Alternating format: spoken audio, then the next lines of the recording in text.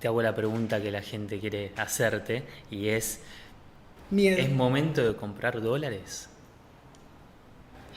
Qué pregunta, qué pregunta. Bueno, como dijimos, hay un corto plazo que pareciera que tenemos tranquilidad. Siempre es, si la pregunta se la hace la gente, es muy buena porque la gente tiene que saber cuál es su situación.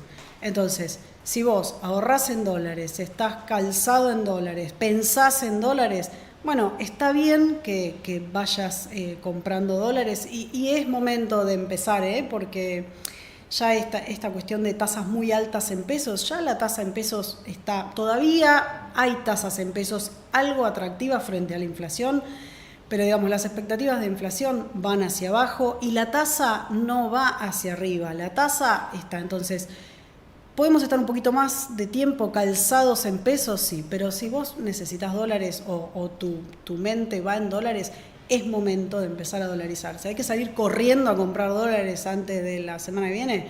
No, pero sí de a poco empezar a rotar las carteras y tener un plafón en dólares. Bien, con esta pregunta y sobre todo con esta respuesta se abre el juego a hablar de finanzas personales. Hablabas de dólar, hablabas de tasas también.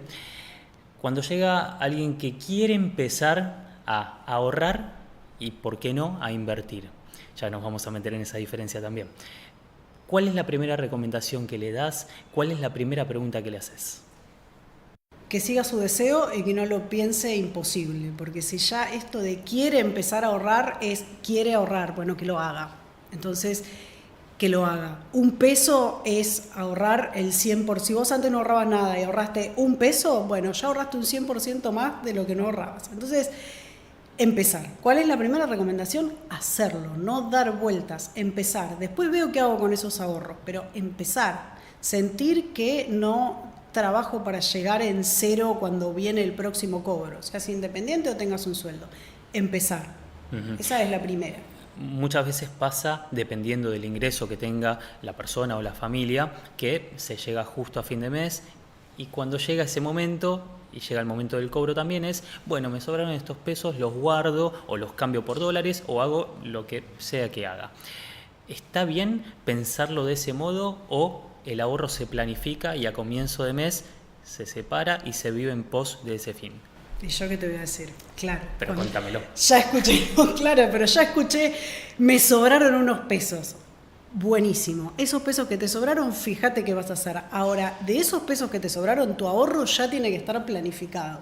Entonces, quiero empezar a ahorrar.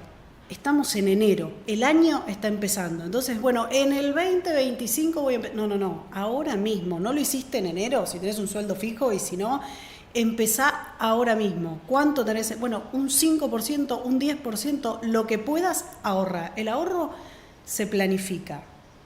¿Cuánto se planifica? De acuerdo a tu objetivo. ¿No tenés un objetivo? Bueno, a ver, los libros te dicen entre un 10 o un 20%. ¿Es muy ambicioso? Un 5, un 1, un 2, algo. Entonces, empezá. Una vez que vos tenés el objetivo de ahorrar, bueno, ahí ponele un objetivo al ahorro. Bien. Ahí se abre el juego. Ujú. Pensémoslo como un argentino promedio que tiene un sueldo promedio, muchas veces puede costar llegar a fin de mes, pero algo tal vez se pueda separar, como decías vos.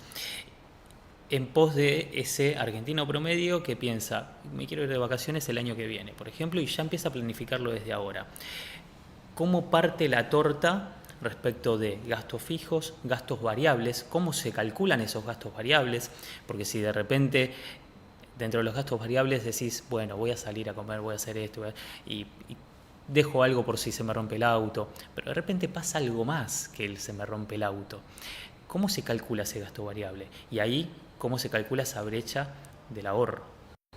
Bueno, ahí estamos frente a un argentino promedio y bastante planificado, porque ya que el argentino promedio piense que se le puede romper el auto, es un montón. Pero digo, ¿cómo dejarlo? Bueno, vas dejando de acuerdo a tu ingreso. Los libros te dicen, va un 30% a los gastos fijos, un 50% a los gastos variables, un 20% a ahorro o a imprevistos. Ahora, vos conocés tu situación, porque el atarte al libro te frustra. Entonces, lo primero que tenés que hacer es la lista de gastos fijos. sin miedo. Y ahí vos vas a saber lo que es un gasto fijo. Obviamente todos ponemos el alquiler, que las expensas, que la luz, que el gas, los servicios. Eso es lo típico. Si tengo auto, la patente, bueno, listo. Pero después hay un montón de gastos fijos que puedo tener en cuenta si soy más planificado o no. Voy al absurdo. Siempre hago la pregunta, ¿te lavas los dientes? Y la gente me dice, sí, claro. Bueno, si el dentífrico para vos es un gasto fijo, bueno, empezá a planificarlo. Si es un montón, volvé y decís, listo, por lo menos gastos fijos son los que pago todos los meses. Gastos variables. Es un gran momento para empezar a planificar los gastos variables. ¿Por qué? Porque recién hablamos que la inflación está bajando o al menos ya empieza a haber una estabilidad, ya no sabemos si va a ser del 20, del 15, del 10. Ya la tenemos entre 2 y 4. Para los argentinos eso es un montón, eso es muy bueno. Para el último tiempo, sí. En otros países quizás una locura, para nosotros ya nos permite planificar. Entonces, ¿cuánto van a ser mis gastos variables? Ya no me pasa que voy al supermercado y gasto el doble que el mes pasado. Uno cree que sí y va en esa inercia, pero prestemos atención. Entonces ya no necesito estoquearme, ya no necesito comprar algo corriendo porque mañana va a ser más caro. Entonces ya puedo empezar a mirar, bueno, ¿qué tengo en la alacena? Digo, si admiro el gasto de supermercado típico que no puedo evitar o de almacén, bueno, ¿qué tengo? ¿Qué voy a variar? Listo, hago la lista de gastos fijos, la lista de gastos variables y empiezo a mirar. Ya no le pongo el importe al supermercado y lo voy... No. Bueno, y ahí trato de ajustarme. ¿Por qué? Porque si yo me ajusto en lo que es supermercado, en lo que es cuidado personal, en lo que es limpieza, si yo ahí ajusto, después puedo ir a comer afuera, puedo pensar en hacer otra cosa, me puedo comprar ropa, ya la ropa no es que vale cada vez más. Bueno, ahora empiezan las liquidaciones, listo. Y lo primero que hago para esa lista, planifico el ahorro.